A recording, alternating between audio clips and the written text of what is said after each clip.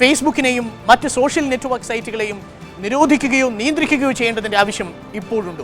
രഹസ്യ നിരീക്ഷണം നമ്മുടെ ജനാധിപത്യത്തിന്റെ വ്യവസ്ഥയ്ക്ക് തന്നെ എതിരാണ്. അതിനെ തടയേണ്ടതുണ്ട്. സൈബർ സെൻസർഷിപ്പ് നാം ഒരിക്കലും അനുവദിക്കുവാനും. പ്രൈവസി എന്നുള്ളത് ആധുനിക ജനാധിപത്യ സങ്കല്പത്തിൽ വേണ്ടാത്തൊരാശയം അല്ല. അങ്ങനെ പ്രത്യേകിച്ച് സൈബർ സ്പേസ് വേണമെന്ന് പറഞ്ഞാൽ നടപ്പിലാക്കാൻ ഒക്കുമോ എന്നുള്ളതാണ് പ്രശ്നം. ഒരു പൊളിറ്റിക്കൽ ഇൻട്രസ്റ്റിന്റെ പേരിൽ നമ്മളുടെ സ്വകാര്യത എല്ലാവരും ഇപ്പൊ എന്റെ ഇന്റലക്ച്വൽ പ്രോഡക്റ്റ് ആയിരിക്കും ചിലപ്പോൾ അവർ എടുത്തുകൊണ്ട് പോകുന്നത്. ഒരു വിവര സുരക്ഷാ പരിധിയിൽ കൂടിയാണ് ഈ സാധനങ്ങളെല്ലാം പുറത്തു വന്നതെന്നുള്ള കാര്യം നമ്മൾ വിസ്മരിക്കരുത്.